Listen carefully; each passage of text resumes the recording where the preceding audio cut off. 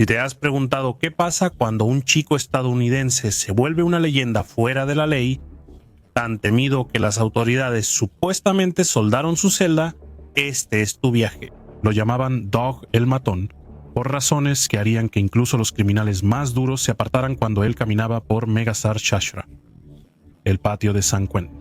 Desde romper esposas con sus manos hasta sobrevivir a ataques mortales, la reputación de Dog se volvió mítica. Estaba involucrado en todo. Era un asesino para los ángeles del infierno. Y también era un verdadero berserker. En un arranque de fuerza, rompió un par de esposas, así. La parte más extraña, antes de convertirse en el ejecutor de Sonny Barger, él fue un campeón de natación en la preparatoria que daba discursos de graduación sobre la importancia de la lectura. Sonny Barger fue el presidente de los Hells Angels al inicio del capítulo de Oakland. Y él escribe sobre una página sobre Doug Orr, Bossy. Lo llama el hijo de puta más violento que conoció. Sigue su viaje de chico de oro a pesadilla encarnada. Un viaje tan extremo que, cuando murió, algunos se negaron a creerlo. Así que Doug era un sueño para muchos, y también estoy seguro de que fue una pesadilla para mucha otra gente. Abróchense los cinturones, amigos, esta historia no tiene seguridad.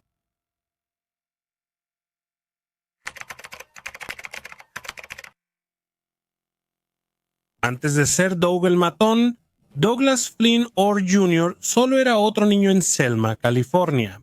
Douglas, nacido en abril de 1946 en una familia trabajadora, parecía destinado a una vida suburbana común. Douglas Flynn Orr Jr. fue el primogénito de la pareja. Nació el 22 de abril de 1946 en Fresno, California. Poco después, la familia se mudó a Selma, California. Creció en una familia tradicional similar a Leave It to Beaver en un pueblo pequeño de California. El periódico local seguía su infancia ejemplar como si fuera un resumen de lo mejor de una comedia de televisión. Las fiestas de cumpleaños con los abuelos aparecían en la portada del periódico. Douglas creció como un chico estadounidense típico. Sus actividades se documentaron en el periódico local, iniciando con una fiesta organizada por sus abuelos maternos por su primer cumpleaños. Las competencias de natación escolares le dieron una fama modesta. Además, su discurso de graduación de 8º grado sobre la educación a través de la lectura reveló su lado articulado. Sin embargo, este joven estudioso después intimidaría a criminales en la prisión, y eso sucedió en noviembre de 1959 cuando ocurrió el desastre. Orr, de 12 años, chocó su vehículo de 4 ruedas hecho en casa en una intersección. El 11 de noviembre de 1959, Orr, de 12 años, se fracturó ambas piernas al chocar su pequeño vehículo casero de 4 ruedas con un automóvil. Esto sucedió cuando Orr no pudo frenar en la intersección de The Wolf y Conejo y chocó la salpicadera delantera derecha del vehículo. La rueda delantera derecha del automóvil pasó por encima de las piernas de Orr, rompiéndolas ambas. Aunque los médicos salvaron sus extremidades, algo dentro de él quizás cambió para siempre. Meses en camas de hospital pudieron torcer algo fundamental. Otra señal de advertencia apareció cuando desapareció a los 15 años sin explicación. Se escapó de noche y estuvo días desaparecido. Aunque regresó, siguen existiendo preguntas sobre esta ausencia inexplicada. Para 1962 parecía rehabilitado y enfocado en logros deportivos. Trofeos de natación llenaban sus estantes y los maestros elogiaban su disciplina. Sus compañeros admiraban su historia de superación. Mientras tanto, bajo la superficie, algo imposible de identificar se estaba gestando. En 1962, Orr, de 16 años, fue homenajeado en el banquete de premiación de primavera de la escuela, recibiendo su insignia deportiva por natación. Esta foto muestra a Orr, de 18 años. Sin embargo, había señales de lo que estaba por venir. La transformación entre la graduación y 1967 desafía una explicación sencilla. En 1960 se graduó de 8º grado como parte de una clase de graduación muy pequeña que solo tenía 20 estudiantes. Orr habló en la graduación sobre la importancia de la educación mediante la lectura. Salió en fotos de Irving Penn con parches de los Hells Angels y una mirada fría. El estudiante de honor había desaparecido por completo. En su lugar estaba un hombre que otros describían como un verdadero berserker. Entre 1964 y 1967, Orr pasó de ser un chico estadounidense ejemplar a motociclista LLaw y miembro del capítulo Daly City de los Hells Angels. Esta foto formó parte de una serie de fotografías tomadas por Irving Penn en 1967 presentando a los Hells Angels y a Doug el Matón al resto del país. Exreclusos hablaron después de su reputación con un temor reverente. No era solo un ángel. Él era a quien los otros ángeles temían. El chico de pueblo que antes leía libros ahora prefería ver terror en los ojos de los hombres.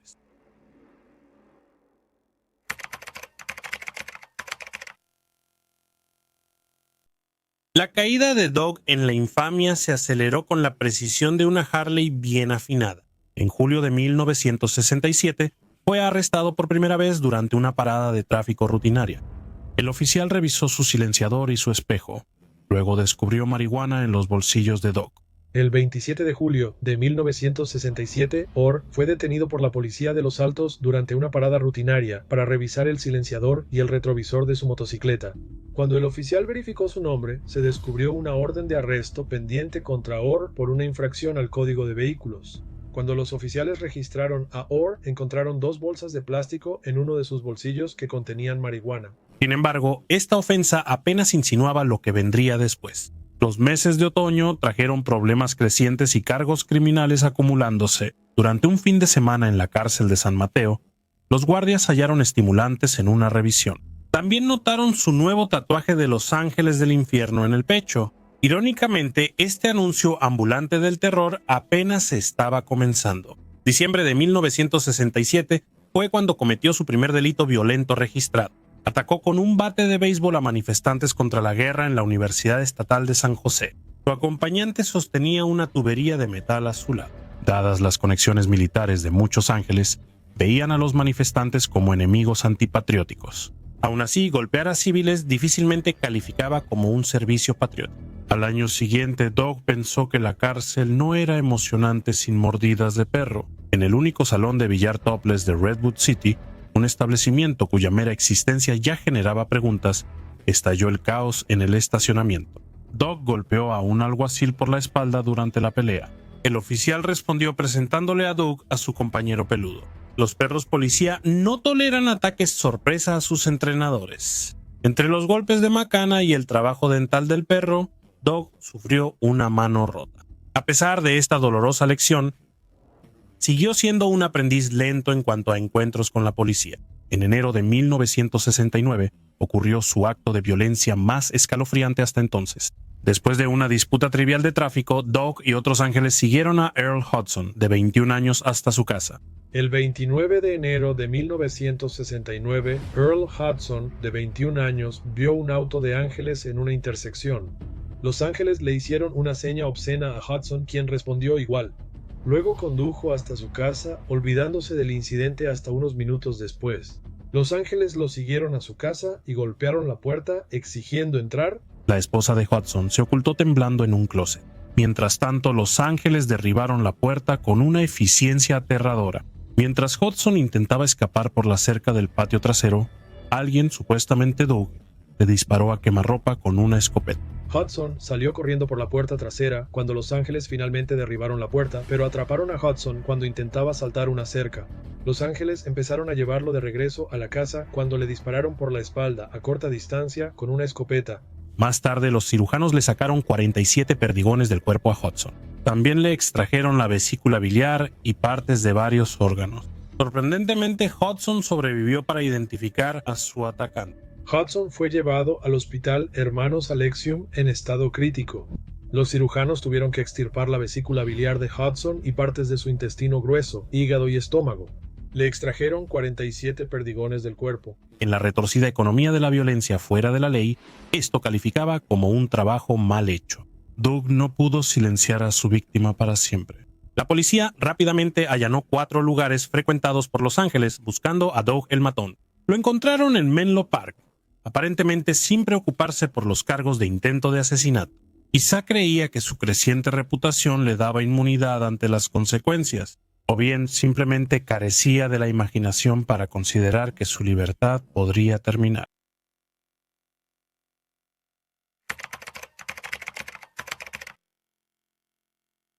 Acusado de intento de asesinato, Doug adoptó una estrategia inesperada. Se declaró no culpable por razón de demencia. El 14 de febrero de 1969, Orr y Santos se declararon no culpables de los cargos y se fijó la fecha del juicio para el 21 de abril. Orr también presentó otra declaración de no culpable por demencia. Jugada astuta para quien se dedicaba a aterrorizar a personas racionales.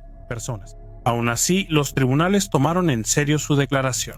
El sistema judicial, en su infinita sabiduría, ordenó evaluaciones psiquiátricas. 3 doctores diferentes examinaron a Doug y, sorprendentemente, no pudieron llegar a un consenso. El primer doctor insistió en que realmente estaba loco. Según sus notas, Doug no dejaba de balbucear sobre un fantasma que me sigue. Además, afirmó que este fantasma era su padre dándole instrucciones. El 14 de abril de 1969, el juez pidió al Dr. Fred Bradshaw, psiquiatra de San José, que evaluara la salud mental de Orr. Esto se hizo porque 3 médicos previos no coincidieron en su diagnóstico. El Dr. John Pishow del Hospital Estatal Agnew afirmó que Orr estaba loco. Informó que Orr seguía hablando de un fantasma que le sigue hablando. Lo citó diciendo: "Me sigue todo el tiempo, es mi padre. Me dice todo lo que hago, me dijo que me cortara". El segundo psiquiatra no encontró ninguna evidencia de enfermedad mental. Por otro lado, el Dr. Mervyn Shore, un psiquiatra de San José, dijo que no pudo encontrar ninguna evidencia de enfermedad mental. Mientras tanto, el tercer doctor sospechaba que Doug estaba fingiendo todo. Frente a opiniones tan opuestas, el tribunal apostó por la locura. Así inició la breve carrera psiquiátrica de Doug en el Hospital Estatal de Agnew. Las paredes de la prisión no pudieron retener a Doug, así que las barreras del pabellón psiquiátrico tenían aún menos posibilidades. En menos de un mes de estar internado, organizó una fuga audaz junto con 7 compañeros pacientes. Acerró las rejas de la ventana.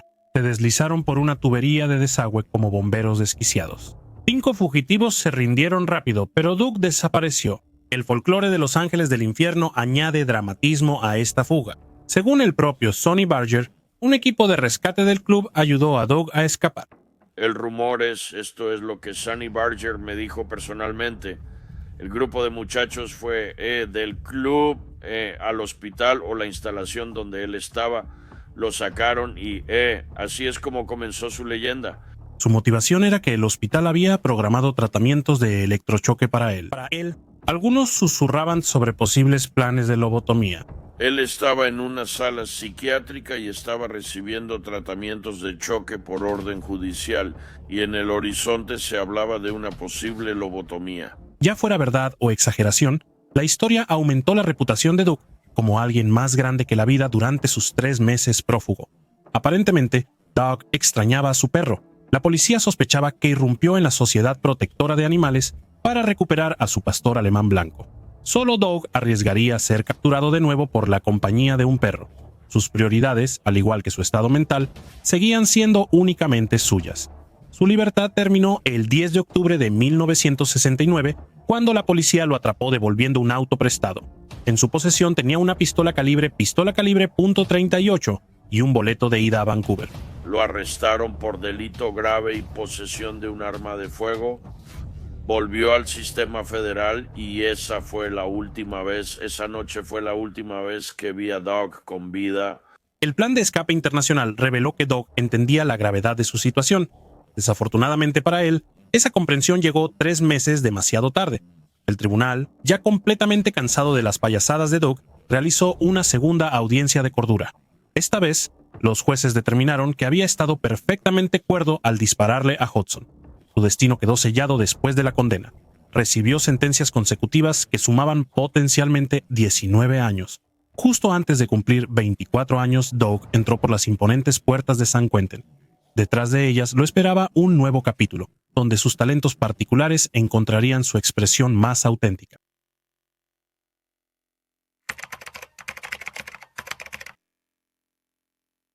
San Quentin recibió a Doug como a un viejo amigo, esperando su llegada dentro de su laberinto de concreto. Rápidamente estableció su temible reputación. Finalmente terminó en prisión junto con otros Hells Angels. Ya sabes, Doug forjó una reputación feroz para el club. A diferencia de las pandillas callejeras, en prisión las jerarquías exigían pruebas sangrientas. Doug entregó esta evidencia repetidamente. Una foto del San Quentin News de 1977 mostró a Doug entre sus compañeros ángeles recibiendo agradecimientos. La administración de la prisión agradeció que organizaran exhibiciones de motos y conciertos. Detrás de estas actividades inocentes había arreglos prácticos. Los ángeles contrabandeaban en estos eventos. También pagaban cuotas comerciales a otras pandillas de la prisión. A pesar del dominio de los ángeles del infierno en las calles, los patios de la prisión pertenecían a 4 pandillas principales. Doug navegó este complejo ecosistema de manera magistral. Formó alianzas con la mafia mexicana. De igual manera, estableció relaciones de trabajo con la Hermandad Aria. Sin embargo, su reputación individual trascendía incluso estas poderosas conexiones.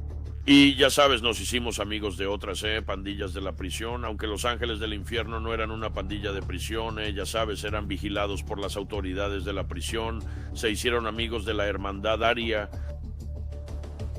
la mafia mexicana y prácticamente tenían control en el patio gracias a tipos como Doug. Los ex reclusos hablaban de Doug en voz baja y con respeto. Décadas después, uno lo describió como el blanco más rudo del patio. Este título lo convirtió en un blanco natural. Sin embargo, los retadores solían arrepentirse pronto de sus decisiones. En un incidente legendario, varios miembros de la familia guerrillera negra lo atacaron simultáneamente. Durante el asalto, le arrancaron un pedazo del tamaño de una pelota de béisbol de su músculo de la pantorrilla. Doug sobrevivió sin buscar venganza. En lugar de eso, dejó que el incidente amplificara su creciente mito. Su reputación pronto se extendió más allá de los incidentes comprobados. Doug, en una liberación temporal, fue a una carrera de motos en Sturgis, Dakota del Sur. Recién salido de prisión y con lo que los testigos llamaron su actitud de prisión, Doug imponía un respeto extraordinario. La gente se apartaba mientras Doug caminaba por la calle principal. La vía se abría como el Mar Rojo, notó un testigo con asombro religioso. Pero bueno, Doug apareció ahí y acababa de regresar de prisión. Era a principios de los 80 y ya sabes, Doug caminaba por el medio de la calle en Sturgis buscando forajidos. La calle se abría como el Mar Rojo, por así decirlo. La influencia de Doug aumentaba aunque su psicología seguía siendo un misterio para los demás. Su violencia impactante contrastaba con su inteligencia estratégica. Mientras muchos le temían, otros buscaban su protección y guía. En todo el sistema penitenciario su nombre se convirtió en sinónimo de ferocidad inigualable. La población endurecida de San Quentin incluía asesinos, violadores y criminales de carrera. De alguna manera, entre estos depredadores, Doug se estableció como la máxima amenaza. Su método combinaba intimidación calculada con explosiones impredecibles de fuerza. Entre estos extremos, creó una personalidad que sobreviviría a su poder y a su existencia física.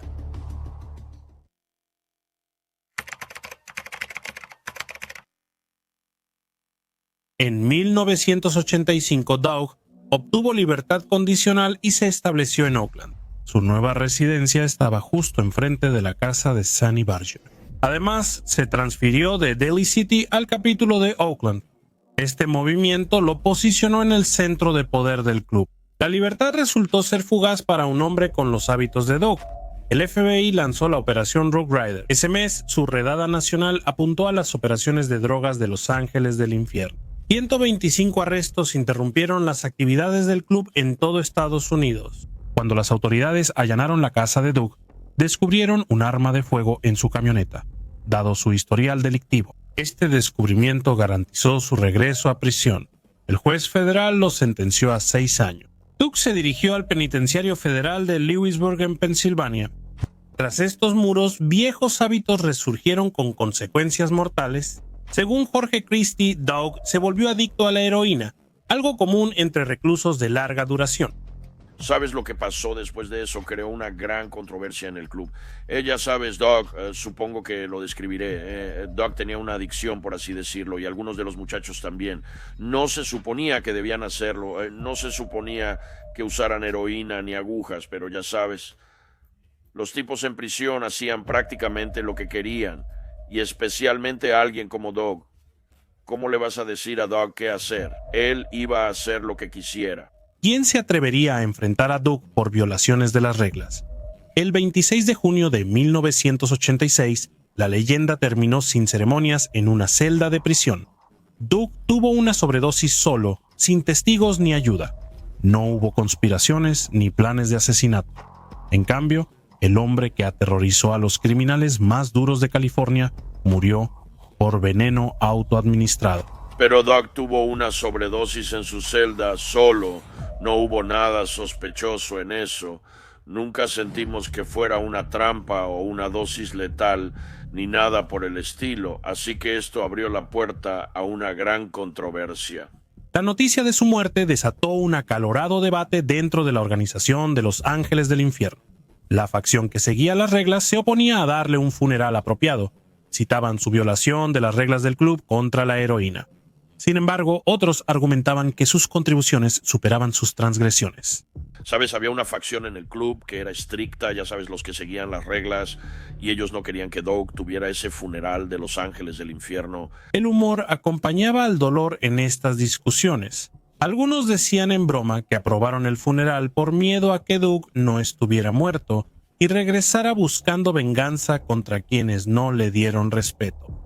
Y había un gran grupo que quería que Doug tuviera ese funeral y no les importaba lo que hubiera pasado o cómo murió.